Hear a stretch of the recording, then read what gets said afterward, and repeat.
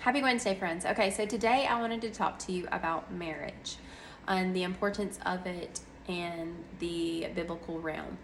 Um, Most importantly, if in your marriage one of you is seeking the Lord and the other is not, like that is going to cause chaos. I'm literally just jumping in here, but it's true. If one of you is pursuing the Lord and the other isn't, like it's going to be a hot mess. And so, if you find yourself in that situation, which I know a lot of people are, I personally would start asking the Lord to soften the heart of your spouse so that they could see clearly the truth of who God is and His Word and what a biblical foundation for a marriage means. And then you guys would be able to reap the beautiful benefit of what that actually is. One of the most important things in our marriage is that as long as I'm pursuing Christ and Trey is pursuing Christ, we automatically come together. And it just paints a beautiful picture of the gospel, which is what God intended for marriage to do. He uses marriage all the time to compare it to the bride to Christ, just that tight, intimate relationship. And that is what you find in a marriage. And as soon as you deviate from fixating your eyes on Christ, then you see like just distortment, you see chaos, you see just it crumbles. There is no solid foundation there. And so for Trey and I, and we have always said this, like what makes us so attracted to one another is the other person, our spouse, pursuing the Lord. Like that is so beautiful to me, and it makes me fall more and more in love with him and vice versa.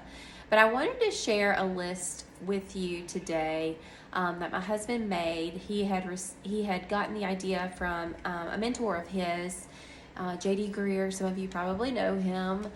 He's kind of popular in the Jesus world, but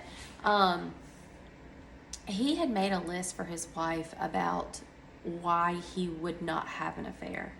And I want to talk about that for a minute. There are so many people, marriages that, you know, when life gets hard in your marriage or you have an argument, you assume that the grass is greener on the other side, and it's just not true, y'all. Like it's not prettier anywhere else, and you just gotta learn how to communicate and work through it and die to self, swallow your pride and work through it with your spouse.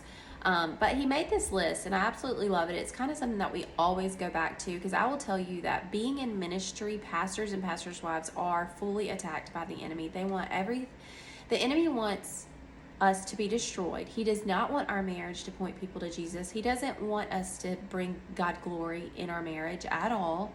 And so I wanted to read you this list that Trey made. He said one, and this is about adultery, and this is honestly really big for me. That's probably one of my biggest fears, because I have seen so many pastors fall to this, and it scares me to death. And I don't necessarily live in fear, but the enemy knows that this is like, it cringes me. Like I'm like, ooh, we have to be super on guard. And our marriage we're very on guard. Like I can give you a whole list of things that we do there too. But anyways, this is his list for why he would not commit adultery. It says, 1, if I committed adultery, I would grieve the heart of God who gave so much to save me. 2, I would bring unspeakable embarrassment, shame, and grief on my wife, Kayla. 3, I would forfeit her respect and trust and most likely lose my entire relationship with her. Facts. 4, I would seriously sabotage the confidence of my children, Rylan, Reagan, Reese, and River, and they would never understood why I chose a cheap thrill over them. 5, I would shame my own mother and father, my in-laws, and my friends. 6, I would disgrace you, my church family. He preached on this.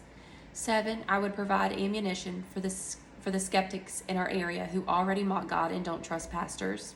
Very true. 8, I would have to stand before God, the true judge, and give account for why I chose to do this after all the blessings he has put in my life. 9, I would follow in the footsteps of men I know who have defamed the glory of God and forfeited their ministries. And then 10, I would forever have to live with the reality of knowing what I did. And so I think for him and myself, putting together that list and keeping it on the forefront of our minds reminds us that for the 30-second cheap thrill of someone else, or even the enticement of someone maybe giving you attention or whatnot. Like, it's just not worth it in the end. Like, it literally destroys and causes your whole marriage to crumble. And one that can be salvageable. I'm not going to say that God can't restore, because he has restored many relationships that I know about. And but that doesn't mean that it's not an easy road, or that it's not hard in their marriage still.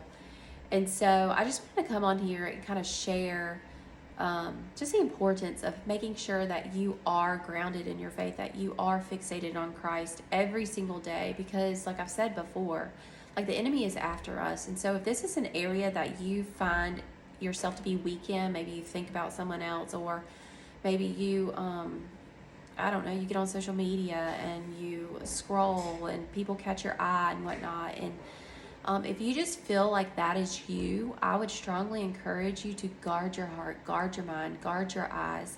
Do whatever it takes to eliminate that distraction, or release you from that stronghold over your life. And that means that you have to fixate your eyes on Jesus every single day. You have to die to self every single day. We all have certain struggles within us. We all have a bent.